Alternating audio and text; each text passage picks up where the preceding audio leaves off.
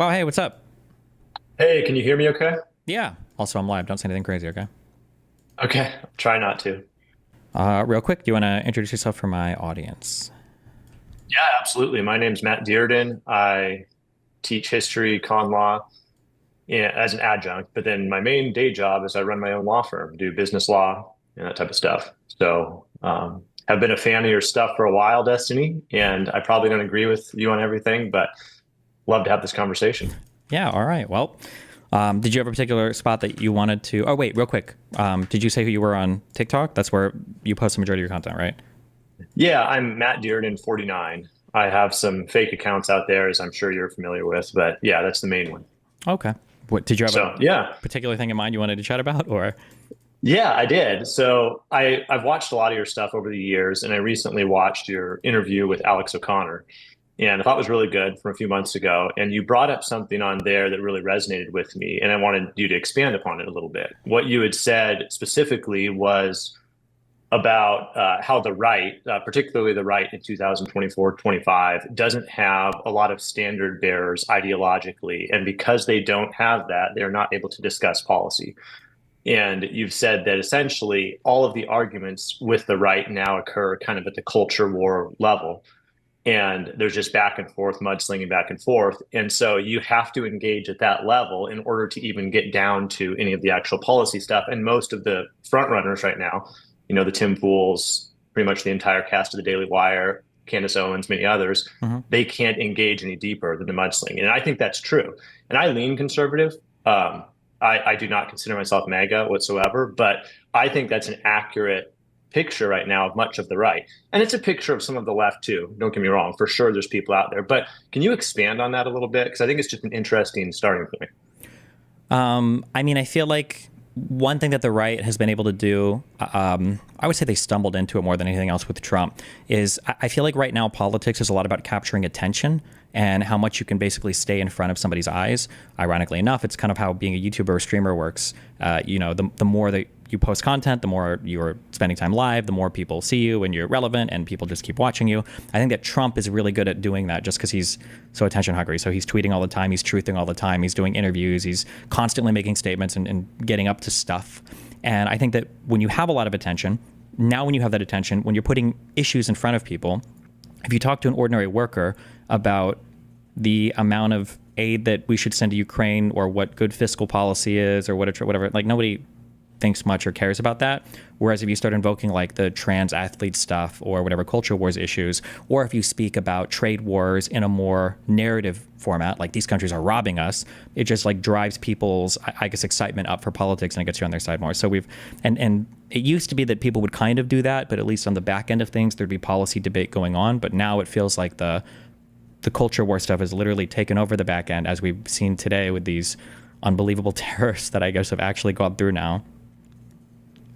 Yeah, I think you're right in many respects. And a lot of the people that argued for these conservative oriented, I should say, policies over the years gave up so much ground intellectually the moment Trump took office, because especially the second term, because he started passing or instituting all of these executive orders, which would go against any type of limited government belief, any type of, hey, we're going to limit the power of this branch or any separation of powers. And they've said, let's put him on Mount Rushmore now. And so I think that's going to be hard to recover from for a lot of the right. Yeah, We I'm saw gonna have a Matt hard Walsh. time like taking. I don't know if I'll be able to take any conservative debater seriously for the next like 10 years.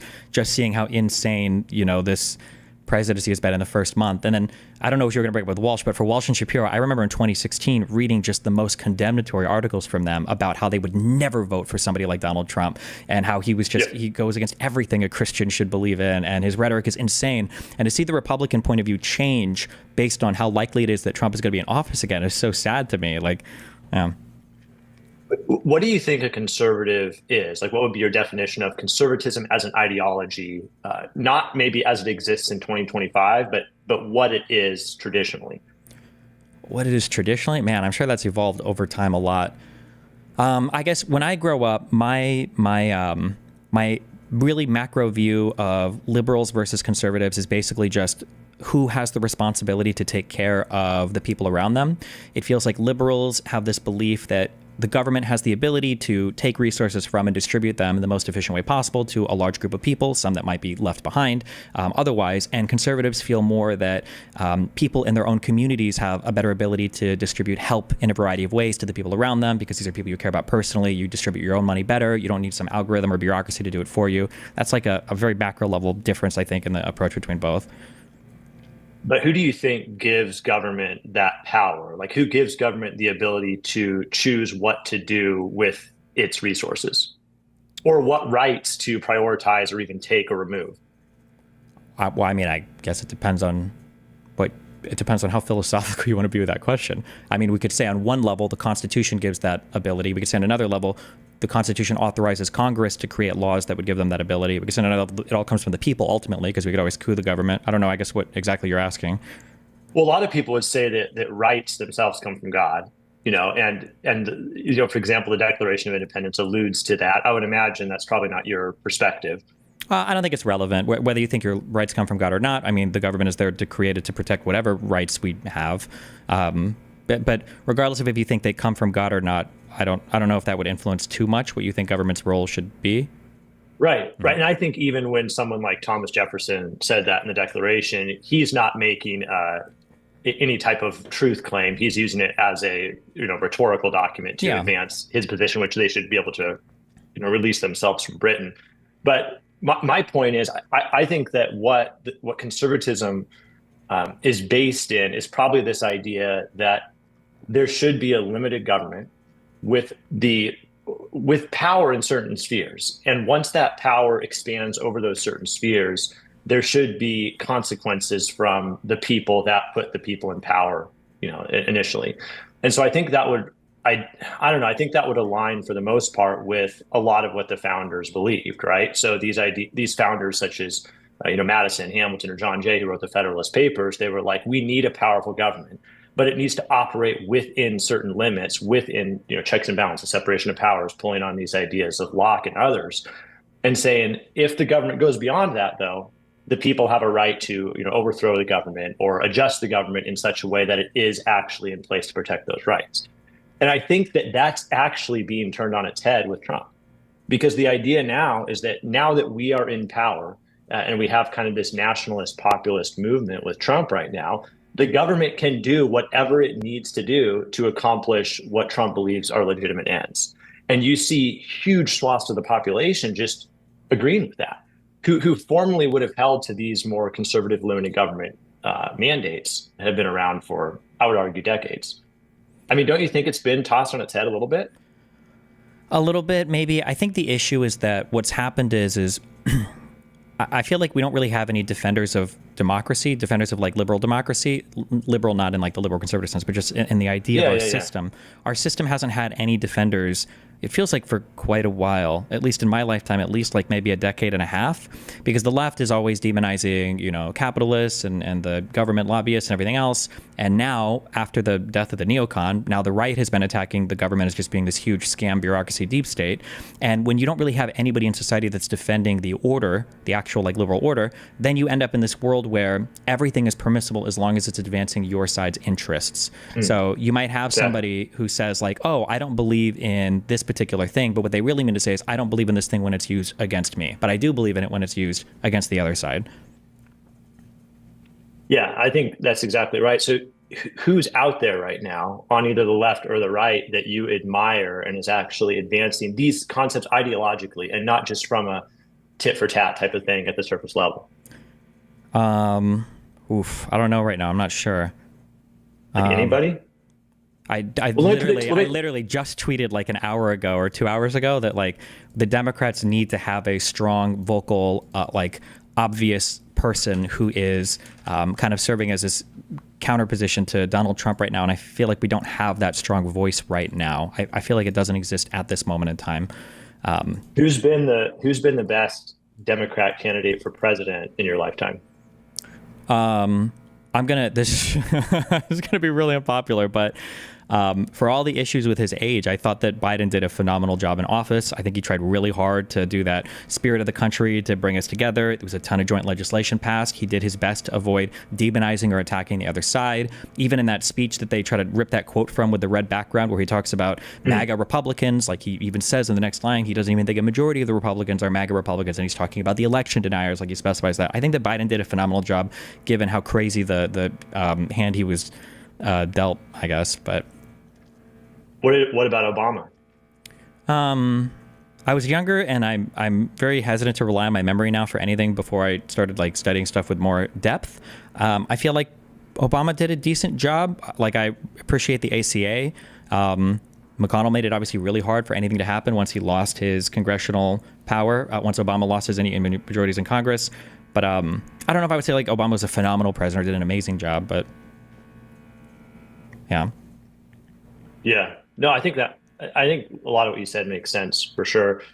I think it's hard because, like you said, in the past decade, conservatives have become the anti-government party, and it's anything that the government does is the deep state, or it's the swamp, and it needs to be drained. And that's never been what conservatism is. I think conservatism has always wanted to play within the limits of what's been given as the government, but I don't think governmental actions are inherently wrong. And I don't even think Reagan would have thought that. I think that Reagan would have spoken much more to a broader view of the good of government.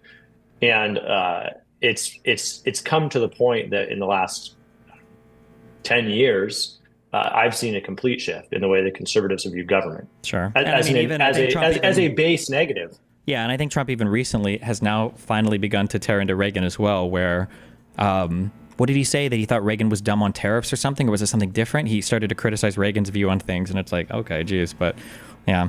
Yeah.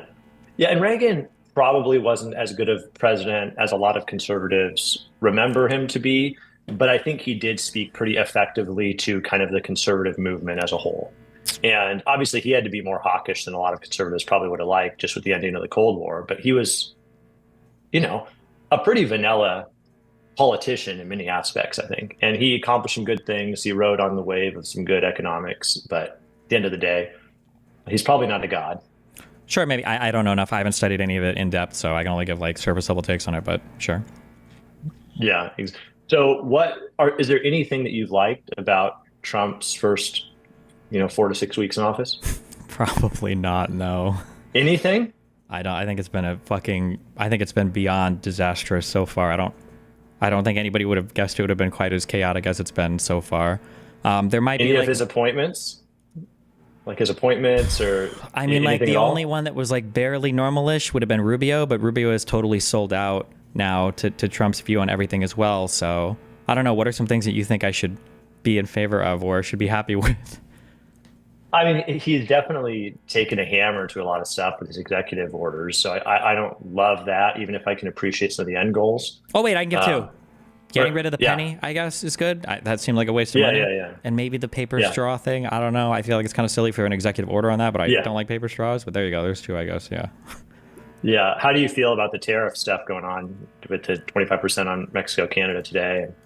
I think that on paper it's kind of boring. The stock market stuff is exciting to follow, but I feel like it's probably some of the saddest stuff that we've ever gone through. I feel like everybody was wondering what the fighting would look like between Russia and China, and now we find ourselves a month into his presidency, and the biggest fights we are having are with our allies over quasi acts of war. These like crazy tariffs between the EU. I think right now, as it stands, we have larger tariffs against our trading partners than we do against China. I don't understand why.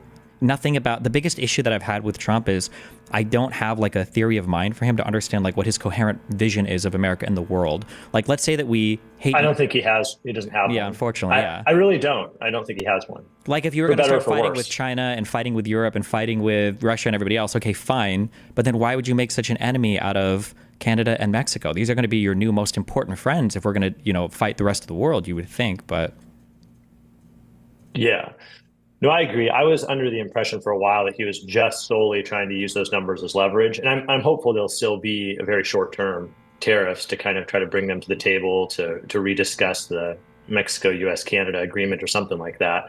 But Well, wait, but hopefully even they're that not long position term. is crazy, right? Like this was an agreement that he negotiated like Maybe 5 years ago. Why would it be that like right. I'm going to bring out like basically the nuclear trade options to renegotiate a deal? Couldn't he have just like tried to approach them in a conversation first? Like, Yeah, I mean maybe, but that's not Trump. This is what he did all throughout his first term. He would throw out these wild threats, especially to countries that other countries, and he'd just say, "Hey, this is," and he'd use it as an anchor in his negotiation, and he'd move forward, whether it's a wise strategy or not. I mean, but he did negotiate that agreement to replace NAFTA, but it was set for, I think, renegotiation next year, anyways, in 2026. So I think he just wants to start off and renegotiate it again.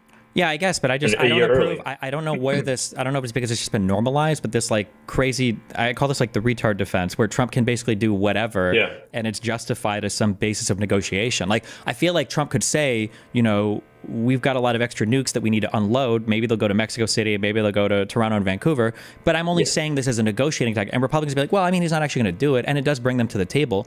Yeah, but it's destroying our reputation and it's destroying our relationships with these like historic friends and allies of ours. Why would we ever do this? Even if he did manage to negotiate something after these threats and after these tariffs, it's still bad. It's still on the net, not good. We probably could have negotiated it anyway. No, you're probably right, and I've said before, I think it might backfire on him, and we'll see. I didn't even think he was actually it's going to. already backfired. We've already done the tariffs. Like the damage is already done. There's no way of undoing this damage now. Now we've just suffered some long-term reputational harm. Even if we negotiate something good after this, it's still been a net bad for everybody. The fact that we're even wasting time talking about this as a country, and that with Canada and Mexico, and now the entire European Union stressing over it, this is all like a net bad for our reputation. No.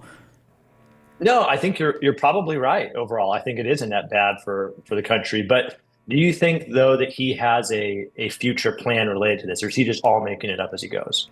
Like, is he just hoping that I can't see any future plan. I don't know. I don't know what he hasn't even made any demands. Like, sorry, good. Well, he's made some vague demands. Like he said, I want Mexico to do better on the border, and he's mentioned fentanyl, but no specific demands. Well, right? At least I've that's, not seen any. But that's bullshit, right? Like in order for the National Emergencies Act to give him the ability to leverage these, or to these tariffs, he has to have a national emergency, right? So that's why he did the border thing in the north and the border in the south. But it's not. We're not really worried about fentanyl coming from Canada, right? Like that's not like a real thing. No, he's just saying it for the legal justification to do economic warfare.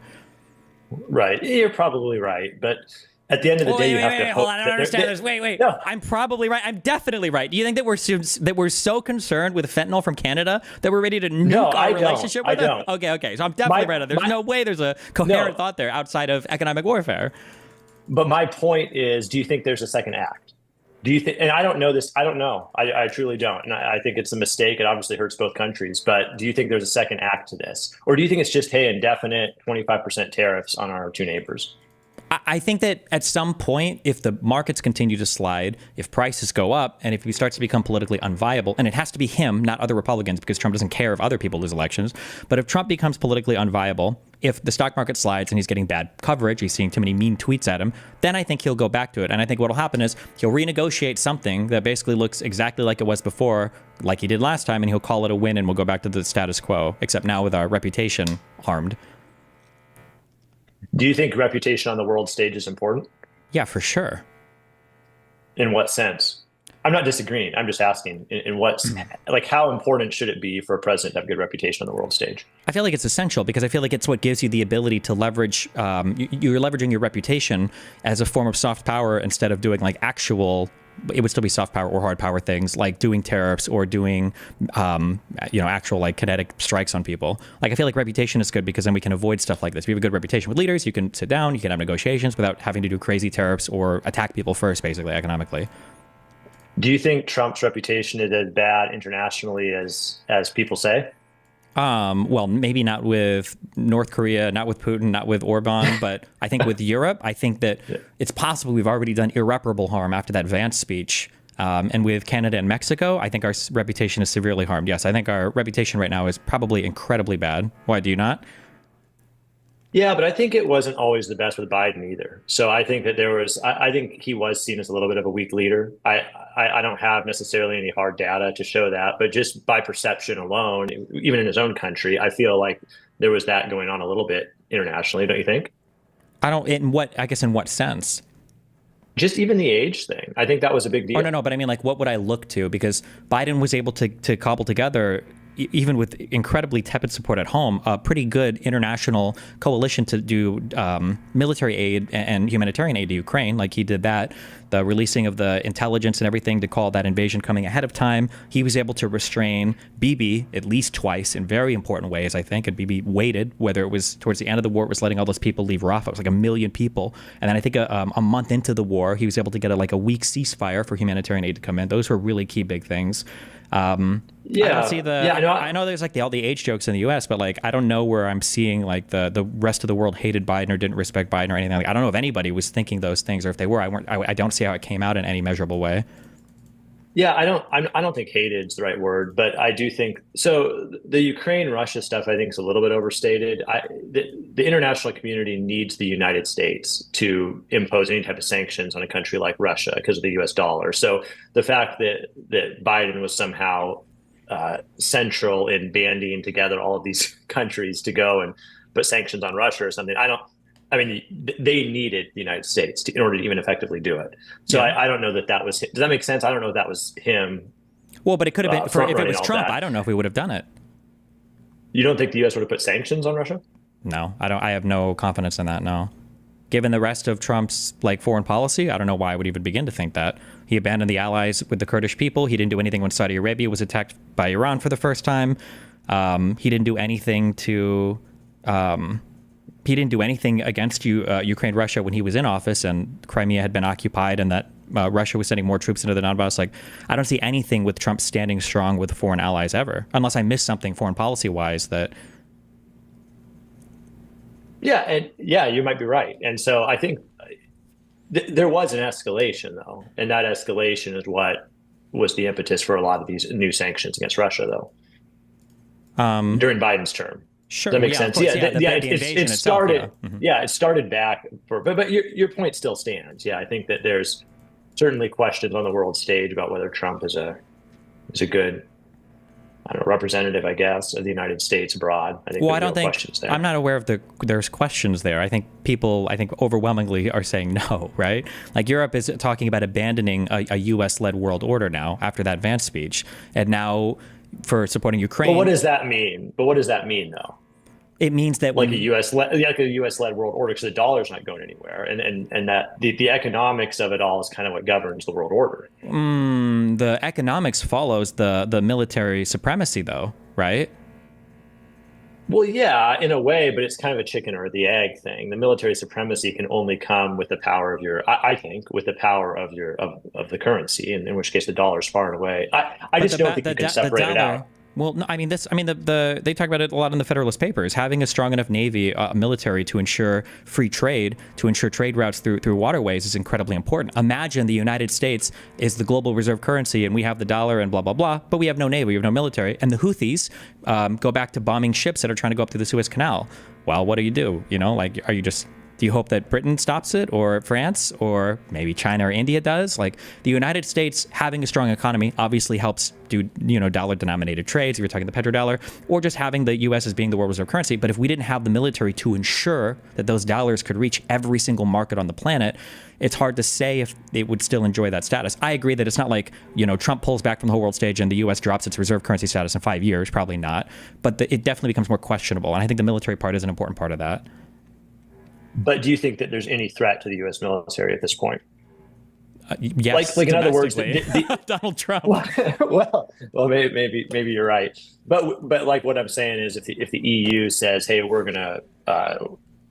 want to provide a threat, or we want there to be a threat to the United States as the head of the world order, I mean, what's the pathway to even do that, regardless of what you think of Trump?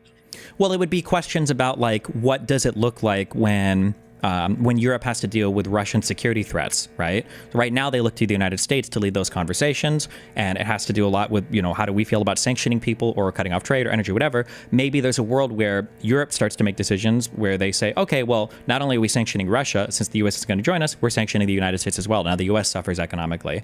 Or maybe in a worst case world, there's a world where the EU starts to align more with Russia or China and India because the United States just isn't providing much anymore in terms of military security or economic benefit. But that's not going to happen in the near future. I mean, I don't see any pathway with of that happening. Of the EU aligning more with like Russia or China. Um, I mean, but why haven't they in the past? It's because they've been aligned with the United States, right? Who? Like The the Western EU? Europe, yeah.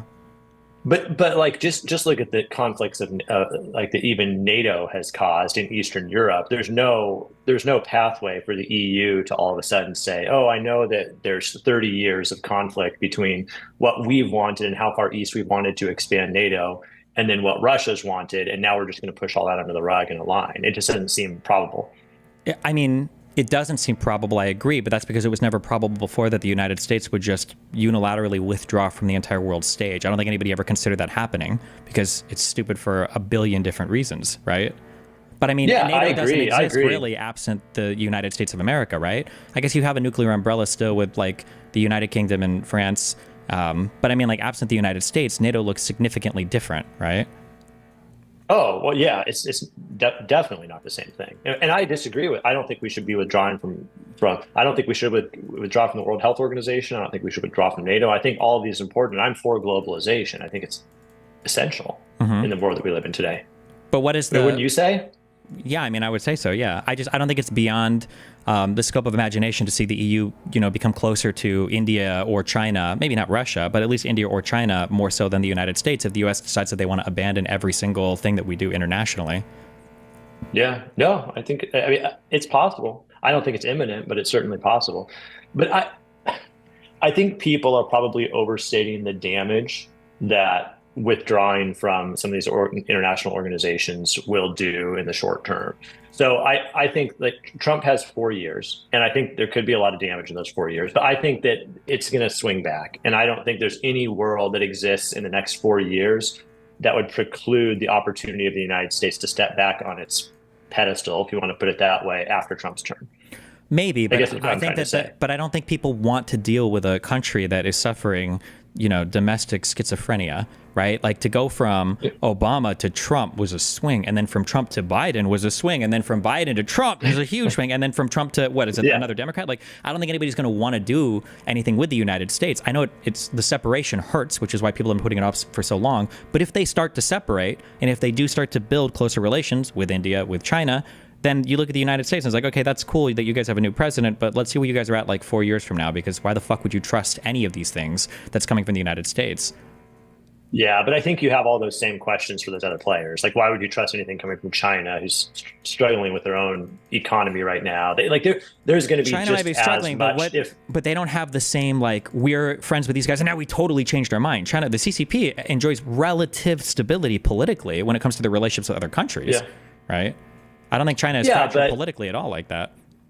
But even their actions on the world stage are up to the level or far exceed the level of what Trump has done. Even the World Trade Organization said that, where you have the Chinese government that is subsidizing Chinese companies, and they're dropping below priced products into foreign markets to take market share, and that practice has been routinely criticized by the World Trade Organization and others. And I just don't see how there would be any level of trust there too. I'm not even arguing pro what Trump has done. I'm just saying, like, I don't think the EU makes any step in a positive direction by establishing or aligning itself with any of those other countries. Sure, and I agree that like China might engage in trade practices that people don't like, but all of that is just pales in comparison to the United States one day saying we're going to do 25% tariffs on anything, like eat shit. It's like it pales in comparison, not even close to how the insane change in policy that is. I don't know. I don't think it pales in comparison. I think it's of a different kind, but I think it's just as underhanded, in many ways, because the Chinese government won't admit, like they'll do this stuff. It's all known that it's happening, and it's severely damaging, in many cases, artificially damaging foreign markets. And I don't see how that's necessarily any better than instituting some tariffs on countries. Well, I mean, you're dramatically underselling it, instituting some tariffs. So what you just said was an important part, though. When you say it's happening and everybody sees it happening, you know what to get when you're working with China, right? They're probably subsidizing their goods. You know that if you start a company there, they have to partner with a Chinese one. They're probably stealing your IP. It sucks. It's annoying. It's not cool. But you know what you get with China. But with the U.S., you don't know what you're getting. And that's the issue, is the lack of stability. Not necessarily good or bad, but just the stability. And a 25% tariff out of nowhere is earth-shattering. Yeah. Yeah. I mean, there's going to be tariffs, but you're right. The Mexico-Canada ones are terrible, and it's going to be bad for both Well, countries. we've been speaking I about mean, doing it to the do you, European Union as well soon, right? Aren't we talking about 25% tariffs on the EU too? Isn't it? yeah. Yeah. I don't, yeah. I mean, You're I just so think, again, casual all bringing it that. up. There's just like an Oh, insane 20, like out of no, nowhere, you're right. 25% tariffs. Like, holy shit. These are like earth shattering tariffs. But tariffs, I 100% agree. That would be stupid, really damaging to anyone involved in that situation. But tariffs have become this kind of weird left-right issue, and they're not inherently bad. I mean, yeah, in an ideal world, we'd be in a situation where we didn't need a tariff, but that's not an ideal world. I mean, there's not free trade on the global stage, and you know that. Like there's Well, not a perfect entry and exit point for everybody's product, what they produce well, what they need to import. It's sure. just I think we're having a huge disagreement of magnitude with the way that we're speaking about these things. This is like the difference between like a couple that like playfully like pokes each other in the car, or like a guy or a girl who like licks their finger and puts it in their ear or whatever, like annoying shit like that. And then one person one day, has like a pair of brass knuckles loaded up and they just whoosh, as hard as they could into the other person's face. And we're like, yeah, I mean, people kind of like poke each other and annoy each other sometimes, and it happens. Like, no, we're on a totally different level. What is the aggregate estimate of tariffs, of tariff burden around the world is supposed to be like 3%, I think is the estimate. I don't know if I read that in a Krugman article yesterday, but like that's about the average. 25% tariffs. It's not like Trump came out and said, we don't like how Canadian lumber markets are subsidized. We're doing a 5% tariff on Canadian lumber. Or we don't like how this is subsidized in Europe. We're going to do a 10% or 7.5% tariff against European exports for cars. It's these blanket, broad market, 25% tariffs, and all the stated reasons are insanely ridiculous. Like, I agree. I 100% agree with you. I think it's absolutely ridiculous. I think that tariffs across the board are a bad idea. But my point is, there's going to be some. There's going to be some tariffs in a global economy. Like, I mean, did you agree with Biden's tariffs in general? Like, did you feel like they were reasonable? I think that if you want to tariff, I believe his were focused on, I think it was EVs and microprocessors. Was Like, it? yeah, like solar panels. Maybe, yeah. Like I said, yeah. If you want a lot of the. if you Sorry, want to go do, ahead. yeah, if you want to do tariffs and your stated goal is national security reasons, then that's fine. At least you're honest about the tariffs, because we're understanding But that. is that honest though? Like, Yes, because I don't you're going know. to take I don't. an economic hit, but you do it for national security reasons, as opposed to Trump, who's pretending that these tariffs are going to benefit us economically, which they're absolutely not. No, I agree, and they're terrible revenue generating tools, as we saw in like the Great Depression, so and many other times. But here's the thing: I don't think it's just for national security reasons that tariffs are in place. That's where I'm pushing back. So I think that you do tariffs at other times you institute tariffs at other times, for example, to protect domestic industry.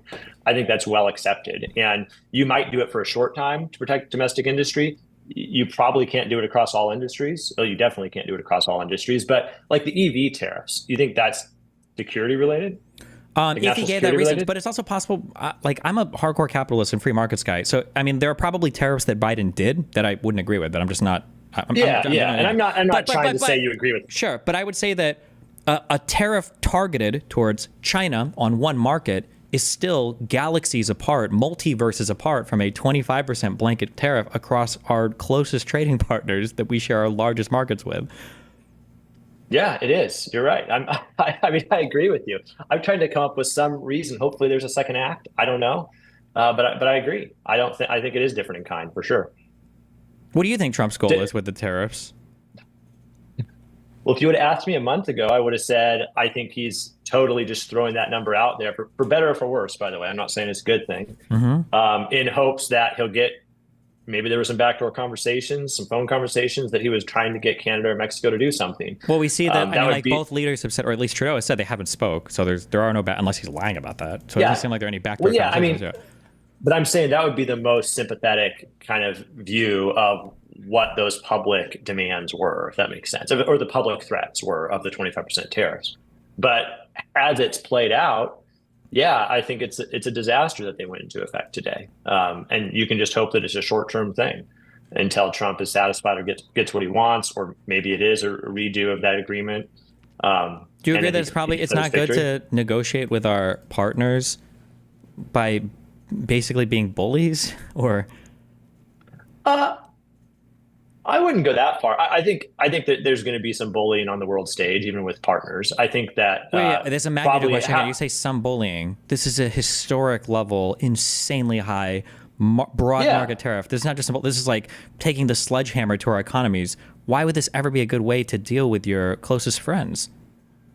I agree that it's not a good way to deal. I'm just saying that what you said is this a good way as far as bullying our partners to get what you want on the world stage? And I think sometimes you do have to, but not in this specific way. I don't agree with it. Okay, and I didn't see any indication that we needed to here right now. Did you? I haven't heard any indication that Canada is unwilling to work with Trump on some deal, or that Mexico would be unwilling to work with Trump on some. I mean, again, we literally renegotiated NAFTA with both these people, and I don't remember there being. I don't know when Trump became obsessed with tariffs, but I don't remember the tariff threat on either on that former renegotiation of NAFTA 5 years ago at all. Don't you think he became obsessed with tariffs when he realized it was like an attention grabber for him? So he started talking about tariffs, and then he thought, I'm just going to raise the ante and talk about it more. Like, do you think that Trump actually believes that tariffs can replace the income tax? I don't know. He might. The fact that he just did this right now, I don't know. Wait, you really think he might believe that? Trump comes off to me as a fucking moron, so it's possible he does think that. Yes, I have no idea. It seems that could be the case. I don't know. I mean, I'd like to think no. I mean, we've kind of tried that before. Like we've I would say most recently in the 1930s, early 30s, we went super tariff heavy, and we didn't probably even go tariffs across the board at that point, but that definitely exacerbated the Great Depression. Sure. It made it much worse. So yeah, I don't think he's going to try that, but we'll see, I guess. I mean, there's no world, I think, where he tries it fully. Do you? I mean, we wouldn't have said that he would have tried these tariffs a few months ago, no? Maybe. Well, here's a question. Do you think Elon knows what he's doing? In regards to what? In regards to the whole DOGE thing. No, I think Elon is entirely inept at almost everything I've seen him talk about or do, unless there's some master plan behind the scenes and he just pretends to be retarded on every interview and every tweet that he does.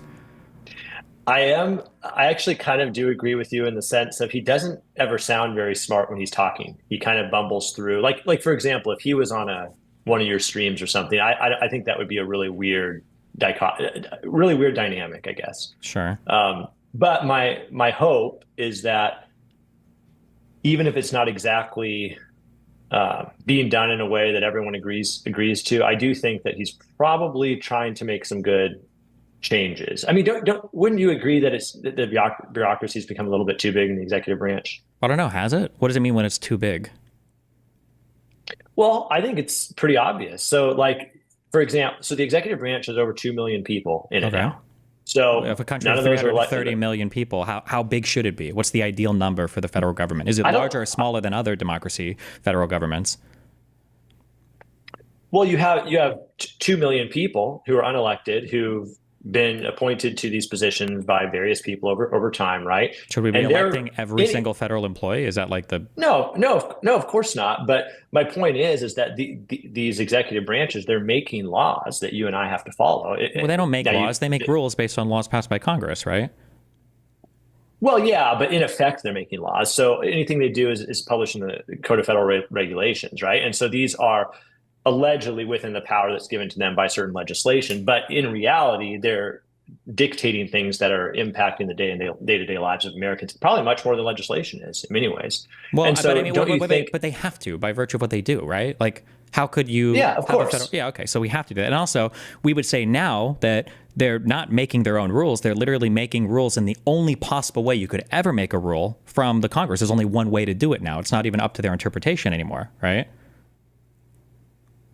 No, it is. So are you talking about the reverse of the chevron? Correct. Yeah. LOPR means now that there's only one permissible way for statutory construction of any law passed by Congress. And if anybody disagrees, they can sue them, and the Supreme Court will tell you exactly what the law means. So the federal government is even less deference now when it comes to creating rules from laws.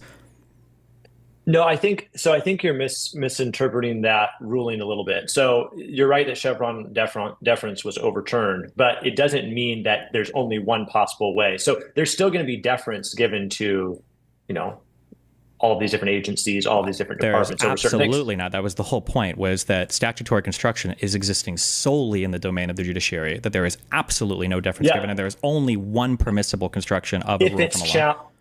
if it's challenged. That's my point. So Oh, like, I know, sure. I mean, but that's true. But that's like saying everything is legal unless it gets like challenged by a court. I mean, right?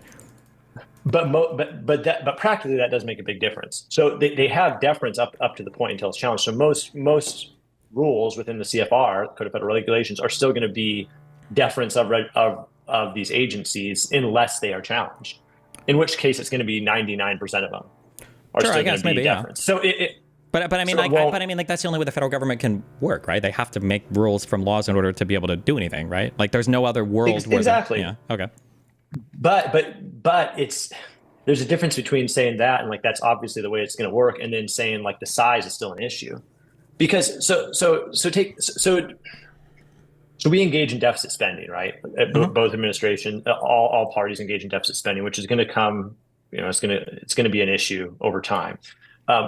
Tons of that deficit spending is this discretionary spending by these different federal agencies, and that has to be on the table if we're going to seriously consider cutting down the expenditure of our government. So put it on the table.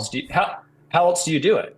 Well, Congress is the one that approves the budget. So you would go to Congress and you would start to cut some of these programs. You certainly wouldn't do it illegally by creating a faux office within the executive department and then having that go through. It's not a faux office. It kind of is, right?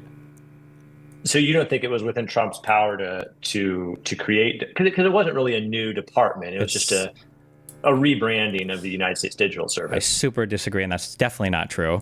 The DOGE was the executive orders. That's what it says. I'm aware that the executive order says that, but the USDS's original mission was only to do digital upgrades to make services more efficient around the federal government. They absolutely were not created to do waste, fraud, or abuse, and they absolutely weren't there to cut spending in ways that was contrary to the congressional statutes that authorized the creation of those departments. For instance, the USDS would have never had the authority to go in and hack all of USAID out, but DOGE somehow did that. And USDS was never even looking for waste, fraud, or abuse at all, which is obviously beyond what DOGE has done. So I know that they wanted to play that trick of like rebranding the USDS is just becoming DOGE, but there's a reason why 20 of the USDS people just fucking quit as soon as the merger happened. Like, you agree, right? The DOGE's mission is way different than what the USDS mission. It's not a stretch. It's totally different. It's not at all in the same purview of what they were doing, right? Yeah. I mean, it depends on how you package it, I think. No, but it doesn't. No, hold on. USDS's mission was literally, if you do too much shit by paperwork or whatever, we're going to help you convert it to Excel or email or whatever. That was USDS's mission. Okay. Mm-hmm. Yeah, right. But that's a mission grounded in what? Making things more efficient in the government, which is if you follow Elon and what he talks about on Twitter, which you're at your own peril, obviously, but he'll talk about like that's kind of one of DOGE's main features, right? Is they're going in trying to make things more efficient. And yeah, you can argue about the cutting fraud, waste, and abuse part of it. Now, it's related to efficiency in a way. No, it's not. Definitely why are you saying that? That's not true. Because as something becomes more efficient, how do you make something more efficient? Is often by cutting waste, cutting abuse in many cases. It's the U.S. Digital Service, USDS. Right. Imagine if I were to say, here's a way to make every car in the entire United States more efficient. Kill your family because now you have less bodies in the car and now your gas mileage is going to be better. That's not, I mean, is it making it more efficient? I mean, kind of, but not really. It's obviously that's way outside the scope of what the USDS was originally defined as. Yeah, it's far-fetched and it's going to be challenged. And yeah, it's definitely a stretch of what the USDS was. I'm just saying, like, there's a... Well, hold on, it's not even... It's illegal. It's illegal, right? DOGE cannot, even the president cannot cut away USAID, right? He can't do it. Okay. I agree. Right. I agree with that. The USAID things, I agree. It's a thing. But so going back to my main point though, don't you think, like, how do you do that then? Because you know and I know that. But I mean, yes, kind of. No, exactly. But the problem is that's hard. And now we have to actually take a real look at programs. We got to decide, what do we want to cut? And Trump is not an effective leader. And the Republicans in Congress don't know how to govern. So it's easier to just have Elon Musk run through and just take a hatchet to everything. So you don't have to actually make hard decisions about what we should be funding. But that's, yeah, if the funds are appropriated through Congress, if these departments are created through Congress, then you have to defund them through Congress. But that's governance. It's hard. There's a reason why we have lawmakers that specialize in making laws and doing legislation. It's not meant to be ran through with one, 105 IQ dipshit who's addicted to ketamine, and to have him like take a hatchet to every part of the government he doesn't like because this is DEI or Reuters in the contract. I mean, I probably disagree a little bit with your characterization of Musk. I think that he's certainly not going through and doing all of this on his own. He is like you said, probably making things up as he goes, and he's doing all these things. You can argue with the different techniques and everything, but I mean, well, like, do you agree, for instance, that he's engaged in like blatant lies, like the Social Security dead person thing? Like, these are just blatant lies that he's engaged in. Right. So how much credibility? So if we see that he's got the legality is questioned, there are multiple TROs now that the government is defying that's been issued against them, right? We see so the legality is questionable at best, okay, and that's in the best interpretation. We see that he's intentionally lied about things. All the new information that he's given us are already available on government websites, and they haven't shown proof of any waste, fraud, or abuse yet. Why would I trust this person anymore? Like that, like if it was a Democrat, we'd just be done, right? We say, okay, well, fuck that. Obviously, they're not trustworthy. Why would you even give him another chance? Yeah, I don't know. I mean, that's going to be for Trump to decide. But see, here's the thing, though. Do you think that he's like, you seem to think he's just a total disaster and that he's had no impact whatsoever on anything good with the government, and even question his impact in his personal life and his businesses? I mean, do you think he's just a complete fraud? When you say fraud, like in terms of DOGE or in terms of his whole life or whatever?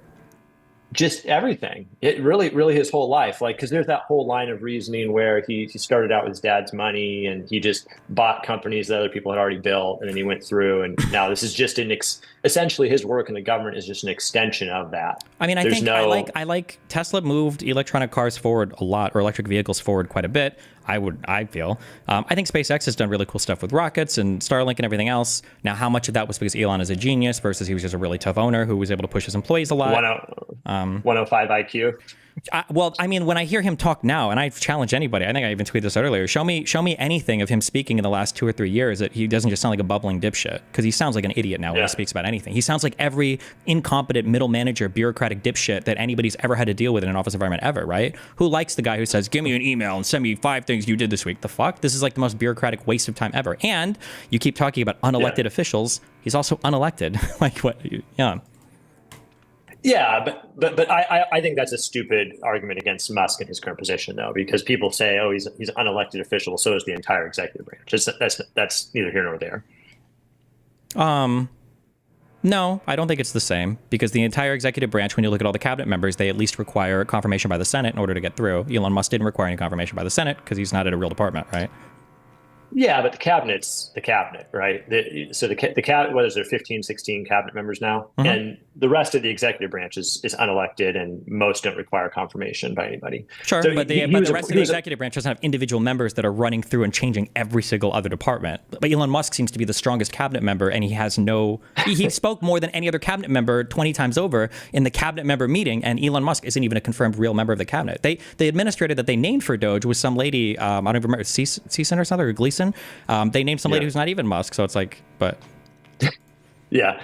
So what are your issues with the current state of the left? So you have obviously a lot of concerns with where the right's going and their allegiance to Trump and maybe Elon. Do you feel like the political left, and I'm not saying you agree with everything they're doing, but do you feel like it's in a good spot? I feel like the center left, I think that they've done a good job legislatively in terms of governance. They just need to work on their messaging more. For some reason, all of our far left media hates our candidates, whereas all of the MAGA media is like sycophantically in line with every single talking point, from Joe Rogan to Tim Pool to Charlie Kirk to Donald Trump to Vance to the AFD to every conservative around the world gets like all of their thought things like beamed in from Starlink or something. And then on the left, all of your far left platforms, it feels like your far left platforms just fucking hate the candidates. Like I feel like a loser, or I felt like a loser talking about wanting to vote for Kamala or Biden when I was going on left-leaning shows. It just like whether it's Breaking Points or whether it's like Sam Seder, the Majority Report, or whether it's like just all of these like far left shows online. You know, your Hassan Pikers, your far left people on Twitch. I don't know. Just it felt like the center left people just didn't have the same type of cultural penetration. Although hopefully they'll get more popular, I guess. Yeah. Who's the candidate for that? Candidate right now, I'm not sure. We need somebody who can command attention like Trump does. No, I mean like the candidate to penetrate the culture a little bit more, like a Rogan, because that's been batted around a lot right now. Like the left needs their own Rogan, or the left needs their own whoever. Is it Destiny? Probably not. I think I'm too extreme in a lot of ways, and I'm not a big fan of governing. I just like screaming at people. But just the center left just needs to get, I think, like a more positive message about America. I feel like there are some issues that they need to drop, like guns and fucking shitting on lobbyists and billionaires all Yeah. the time feels like not the most popular messaging, but Yeah, it needs to be somebody who can command a lot of attention. Like an AOC type figure would be able to do it. Somebody who could just be on social media a ton is really, really, really important. Yeah, I mean, yeah, the billionaire thing I think is a major problem for the left because everything is just like, tax billionaires more or tax millionaires more. We saw this with the Social Security stuff recently, and it doesn't even make sense because something like Social Security is only applied to income, and none of these billionaires make income. So raising like the cap on Social Security wouldn't even matter for billionaires, that is. So it's like the same default talking points every single time, and it's become very like moralistic. So you're either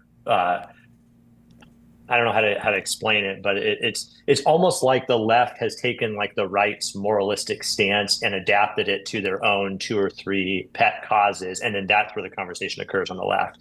And most of the country now turns a lot of that off. Maybe. Like, Well, I mean, but the right I'm can not, fight I'm not saying moralistic you. things too. Sure.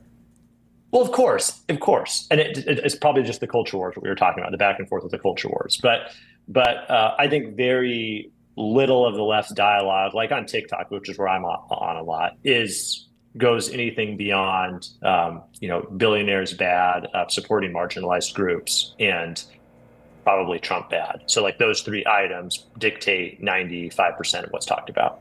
Yeah, sure. From most of these creators. I mean, wouldn't you agree with that? Yeah, probably. I think all the political conversations are really bad right now, but they're just as bad on the right, or maybe worse because I they're agree. blatantly talking about doing illegal things and defending them and everything. So, Yeah. So what do you think is the biggest existential threat to American existence right now? well, And you can't say Trump. when I look at parallels to the Nazis, because that's what we always like to look at parallels for, I feel like the biggest issue we have right now is we don't have any strong defenders of liberal democracy in the United States. And I think when the country gets to it doesn't feel like we have not large defenders of liberal democracy. You can argue that the Democratic Party is, but the progressive media doesn't, and nobody on the right who is part of MAGA does. Nobody on the right now, I would say, does at all. So if you start to get into a minority position where fewer and fewer people are willing to defend the concept of liberal democracy, then both sides are just going to continue to explode out as much as they can the executive powers and whatever else they can take from people, and then we're just going to descend into some chaotic, whatever comes from that, I guess. I don't know, civil war or some crazy government or some whatever. You think that's actually a possibility? Yes, I think it is. An actual like a civil war type event? Yeah, I think so. I mean, nobody in 1900 thought that World War I was going to be on the way. I don't think anybody in 1920 thought that Germany was going to, take over 90% of Europe or whatever. Like, I mean, it seems hard to see these things until they happen. But I mean, right now we're having so many democratic backslides, and the open disdain that I feel the right has for this country and for any kind of like democratic order, and the open championing of weaponizing parts of the government to go after people all the way up to the lawmaker level is very scary to me. Like that Eric Adams stuff is just fucking insane to me. The the January 6th pardons were insane to me, but nobody on the right even cares. Do you think that the comparisons that some on the left have of Trump and that certain German dictator, I don't know if you say his name on here, do you think those are overblown? I mean, it depends on how they use them. The problem is when people like talk about Hitler, people always talk about the guy who's killing people in concentration camps, but that wasn't the thing that Hitler did the first day in office. So I'm not really as concerned with Hitler. I think that when you hit your really bad points in history, it's more important to look at the things that led up to those points that created the conditions for those people to take over. And that's definitely been created. And that I think we have that environment now in the United States. So could Trump be a Hitler type person? Maybe. Maybe Vance will be that person. Maybe. But the environment's been created for it. Nobody seems to be fighting against it. Do you think Vance could actually be that person? Sure. I mean, he said he would have assisted in overthrowing the election on January 20th, in 2020. So, or in 2021, I guess. Yeah, but that's a big gap between that and then saying that he's the next Hitler. I don't think so. Well, I mean, Hitler gained all of his power, a lot of it through the Enabling Act, right? These are just harmless acts passed in the parliament or in the Congress that gives more and more power to the executive. Like, it always seems like inconsequential until it isn't. And then things fall into place retrospectively and you're like, oh, fuck, maybe that was really bad, Yeah, you never know the consequences of the actions as you're like living through them. It's always in retrospect that you kind of see that. That is true. Very true. So who's the best person that you've debated with as far as not like morally who's the best person, but when you've had those conversations with people, either on the left or the right, who do you have the most respect for as someone like a purveyor of ideas in those debates? I don't know. The politics conversations online are trash, so probably nobody. They're all horrible. All of them? Yeah, they're pretty bad. Yep. What about the ones that you've had though? They're really bad. Still bad? Most people don't have any. Yeah, I would say I feel like. I mean, you've talked with a lot of the heavy hitters. You've talked with. I'm not saying heavy hitters intellectually, but like some of the big names. You've had a debate with what, Ben Shapiro? Didn't you? Ben Have one with Shapiro him was a and horrible Lex Fridman? conversation. I mean, Ben Shapiro was horrible. This whole idea of like Donald Trump was a dictator, but it's okay because the guardrails will hold is just a fantastically insane argument to me. And you would never make the same argument for another person ever. It's like giving your daughter a gun because you know that the guy that she's dating is a rapist, but at least she has a way to defend herself. Like, it's just an unbelievably crazy statement, unhinged statement to me. And now, like, when I'm trying to explain things to my audience, usually what I'll do is, like, we were just talking about, like, what's wrong with tariffs. I can just play Ben Shapiro videos from 6 years ago before he became a Trump sycophant, and I could show, oh, well, this is why these things are bad. But now he'll defend every single action that Trump does. So I have no respect for Ben Shapiro, probably less for him than anybody else because he knows better. The Jordan Peterson argument was insane. This guy doesn't know anything about any of the shit that he talks about, whether it's global warming or whether it's VAERS and vaccines or anything else. Like, Candace Owens is insane. I don't know. I mean, I don't know where these good conversations are. I don't think I have any of them. I think it's just insane caricatures of opinions and positions online now. It's all rhetoric and slogans and TikTok shorts. Yeah, no, you're probably right. You're probably right. Have you talked with Tim Pool directly? He won't talk to me anymore now that I've made it clear that I'm not going to play ball with stupid talking points anymore. But like, I've had conversations with Tim Pool, but he's one of the worst. I don't know if he still secretly takes Russian money or if he's just like a horrible, treasonous anti-American all on his own. But he probably does some of the worst engagement with stuff ever I've seen in my entire life. I don't know if you saw him. Do you think that there's... Oh, go ahead. Like him with Luke Beasley, screaming at Luke Beasley, not knowing any of the details of the January 6th stuff. Yeah. And then him afterwards trying to Google what was going on. He's reading a Wikipedia page. He doesn't even know how to look up an indictment. And then the misquoting that he does of the Ahmaud Arbery case, the misciting he does of the George Floyd case. He's just one of the dumbest, worst people in the universe. But You hear that a lot, the Russian money. Do you think there's actual creators out there taking Russian money to push Tim Pool did take points? $5 million of Russian money. That's proved. We know Like, that. for sure? Actually, I didn't even know that. Yeah, it was a tenant money thing. It was routed through another business. He got $5 million for some shitty random show that he syndicated on some YouTube channel. He got $5 million for 1 year's worth of content. Maybe I need to get into the Russian money business. That's maybe. It sounds pretty lucrative. Yeah. But yeah, that's cool. Well, I appreciate you being able to have me on for a little bit. Yeah. Anything else you disagree with, or?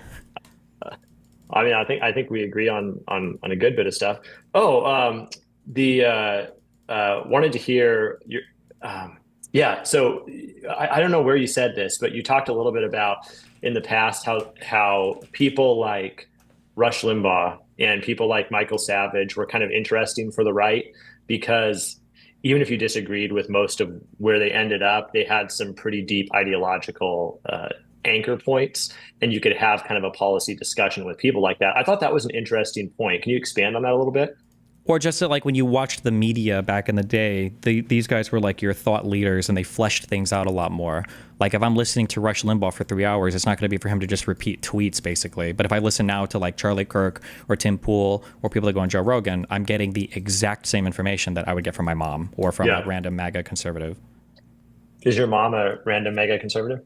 My mom's a hardcore MAGA conservative, yes. My mom had that. Oh, really? Yeah.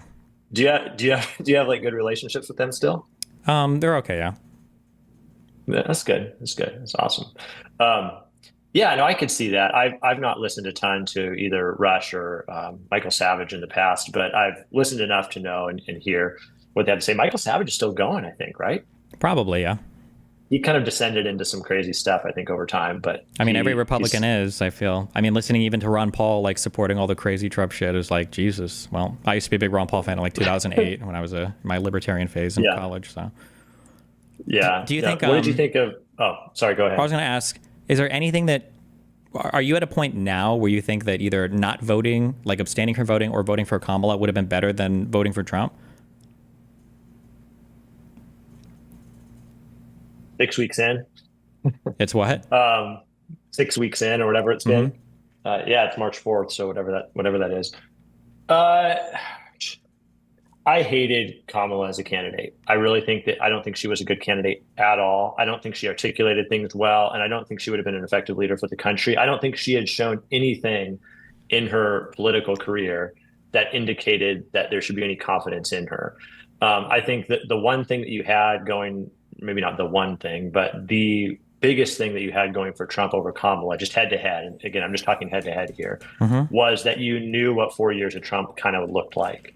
And I think that even if you were 10% supportive of that, I just felt like you didn't know what you were getting with Kamala at all. What do you think is one thing that she would be doing worse on now than Trump? I honestly, I don't know. I don't know how to answer that because I think that Kamala had some discussion on the policy side, but she threw out some crazy ideas as well. I think that there were some things that she had. Well, I guess that wasn't that crazy. So I know a lot of people point to the unrealized capital gains, but that was just for like over $100 million net worth or whatever it was. So that wasn't too crazy. But I just think that the way that she kind of completely bowed to what I would consider to be the woke agenda, and I hate that term, but just that anyone who I'm trying to think how to explain this, like anyone who brought up any of that stuff, she would essentially give the mic to as if they had all of the moral authority in the world.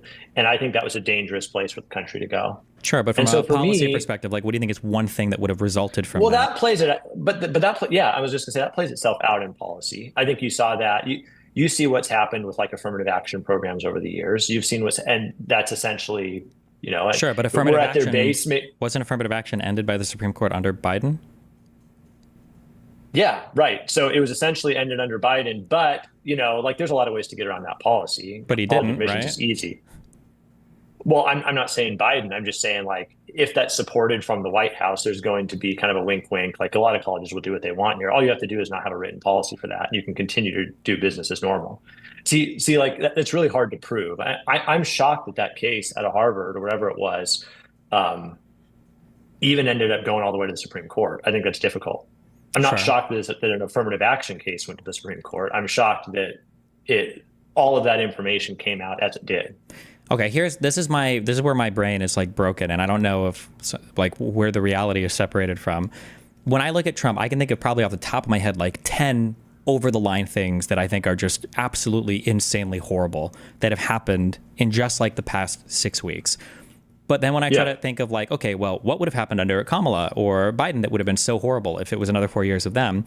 I always get these things of like the woke agenda or something. And it's like, okay, well, would I rather have a few more woke people in the US, or would I rather have 25% tariffs, unilateral surrender of Ukraine, departure of the United States from the world order? I mean, like January 6th, people all having all their charges dismissed, the dismantling of federal agencies in a way that contravenes law. Executive order to rescind birthright citizenship. Like I have all these things on the table. And then on the other end, it's like, well, there were some woke people.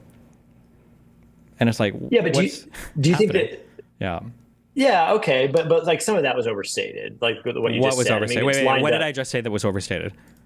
Like where, for example, you were like, I forget exactly how you phrased it, but you said the unilateral surrender of Ukraine.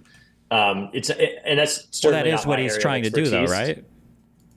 I mean, I don't know. Like, it's not my area of expertise, but I don't think Trump is saying like Ukraine surrender and then Russia will get everything that they want, and that's what I hear you saying when you say unilateral surrender to Ukraine. Because that's what's on the table right now. It's going to be Ukraine surrendering all the territory that Russia currently occupies, and then it's going to be probably a guarantee that Ukraine's not allowed into NATO for 100 years or whatever, and then it's going to be the sanctions are lifted off Russia and Russia. Well, I mean, the United States kind of already did agree to that, like back in the 90s. What do you Ukraine mean? Wouldn't be that Ukraine wouldn't be allowed to be in NATO. Because like when Germany, and I'm not arguing for Russia here whatsoever, but I'm just saying like promises are not really, like they don't really mean anything, right? So what and this is again not my area of expertise, so I want to clarify that. I'm just, and you correct me if I'm wrong here, truly. I thought that when Germany was merged together, right? The idea was that NATO would not take any countries east of that. Essentially, like no countries east of that would be like that NATO wouldn't try to get any more countries. Yeah, we don't have to jump into. And the United States. Yeah, we don't have to jump into all of that. I don't want to jump into that. Yeah, but I'm just going to say that Germany was reunified in 1990. There were no Eastern countries for NATO to take. The not 1 inch eastward quote from Baker had to do with militarizing East Germany if it was reunified. I know that what I'm saying is completely out of sync with what everybody else on the right argues with this, but like you can go and read these conversations from Baker. You can go and look at the world map where the Warsaw Pact was, where the Soviet Union was, and where NATO was. There was no place eastward for NATO to move. That had nothing to do with that. And Gorbachev himself was given interviews saying that. But eventually there was. But yeah. Well, but eventually nobody knew the Soviet Union was going to collapse, right? Yeah, but I'm just saying that right now, like for instance, in the Doha agreement with Afghanistan, the United States completely surrendered Afghanistan under Trump to the Taliban. The Afghanistan government wasn't even involved in those negotiations. So I don't know. And looking at Ukraine now, it doesn't seem like Ukraine is getting anything from Russia. I haven't heard a single thing discussed, and Trump seems petrified to criticize Putin on anything. So do you think there's a world where, like, what do you think realistically, if you had to bet money? I won't make you bet, but if you had to bet money, like, what would you guess that Ukraine is going to get from the United States forcing them to surrender here? I don't know. I truly don't. I don't know. But like, so back to your question though, related to what worse things could Kamala do than what Trump has already done. And I agree with you. A lot of what Trump's done, I've not been a fan of, nor was I a fan before he ran for president a second time. But here's what I would say. So I don't think Kamala or Democrats in general have a great understanding of how economics works, I should say. And I think that there's a lot on the right that don't have a good understanding of that either. But so, for example, Kamala she's argued multiple times in her campaign to raise the corporate tax rate again. So it was lowered in Trump's first term under the Tax Cuts and Jobs Act to 21%. And she had argued raising it to, I think, back up to 35%, if not higher. So that's just one example. But I just don't think that, like, what does that do? What does that accomplish? So here's the difference. I agree with you. I think that higher corporate tax rates and whatever unrealized tax she was talking about would have been stupid economically. But the difference is that the Democrats tend to, because they are concerned with governance, I feel like the Democrats will listen if they're going to do something that's like disastrous for the economy. Like, for instance, like there's never going to be. But that's such a general statement. Like, because the Democrats are concerned with governance, they'll listen. But that's true. Well, that's unprovable. Like, no. I can look at the history. Biden didn't do a corporate tax increase. Biden didn't try to implement a wealth tax or unrealized capital gains. I can look at the governance. But he would have tried to. He didn't have the support in Congress.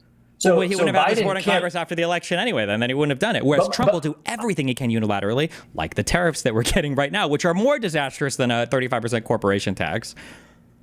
Yeah, but so Biden had I think the first 2 years of his first term, I think he had one or both of the houses, I think, of Congress for like the first 2 years, if I'm not mistaken, when he started in 2020, when he started in 2021. Yeah, and he didn't do a wealth tax or a corporate tax increase.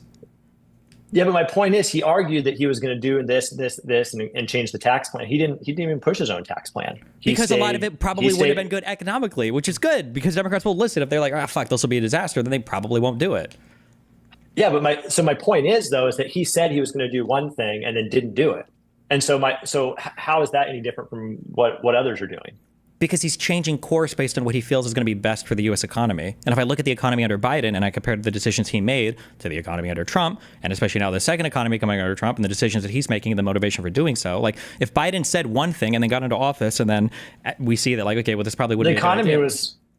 The economy was pretty good under Trump. I mean, so they passed the Tax Cuts and Jobs Act after his first year, I think his first year in office, and the economy did really well. I mean, GDP went up, unemployment went down. Yeah, but I mean, but and then obviously we had COVID hit. Yeah, but why did it do good? It was just massive deficit spending.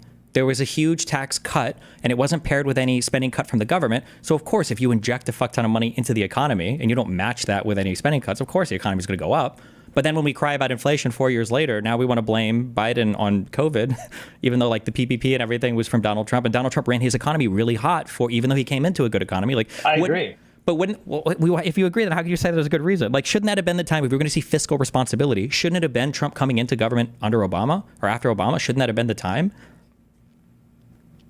Yeah, but I don't think Trump is necessarily like a fiscally responsible president. I'm just saying from a policy perspective, doing things like lowering the corporate tax rate, giving the child tax credit, those types, or doubling the child tax credit in many situations, lowering the tax brackets across the board, which is what the Tax Cuts and Jobs Act did, I agree with those policies more so than I do with what Kamala was advocating for, which I don't think was helpful. I mean, you increased the corporate tax rate from 21 to 35%, overnight, which I don't know if she would have the support in Congress to do it. Who knows if she would have taken office. I think that's disastrous for the economy. I do. Worse than 25% tariffs? No, I'm not saying, but he didn't. So he did say he was going to. Well, to be fair, he didn't say 25%. Yeah, he said 1,000% tariffs. No, he said this while he was running. We all watched him do that Bloomberg debate. He said tariffs were his favorite word. He said this over and over and over again.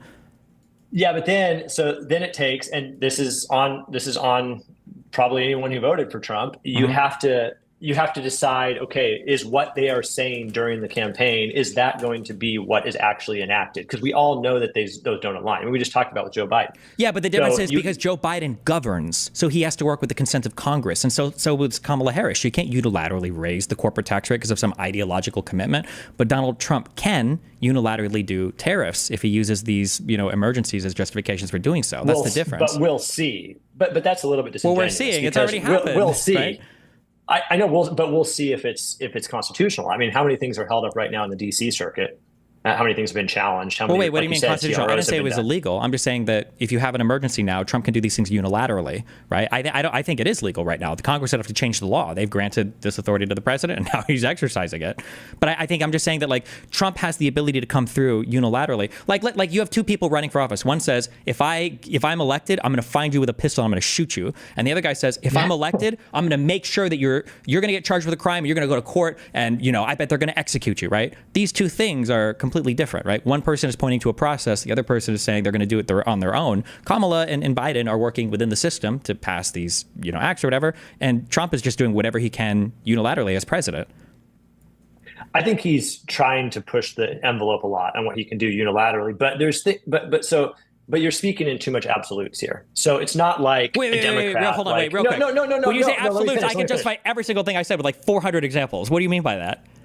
No, here's what I mean. I think you'll agree with me here. So my point is you're acting like when a Democrat like Biden or Kamala gets into office, they are just content to work within the system, use Congress when necessary, do X, Y, and Z, as if they don't push the limit a little bit as well about what's allowed or what's not allowed, and try to work with outside the system when necessary. And yeah, there's going to be pushback constitutionally at times, but there's a ton of examples of that. So yeah, while Trump as a president, to his and I think this is a negative about him, he pushes things too far and does things that perhaps are not within the system more than maybe what a Democrat president would. If we look at the past years of Biden, what's one example of him pushing the envelope in any way comparable to the last 6 weeks?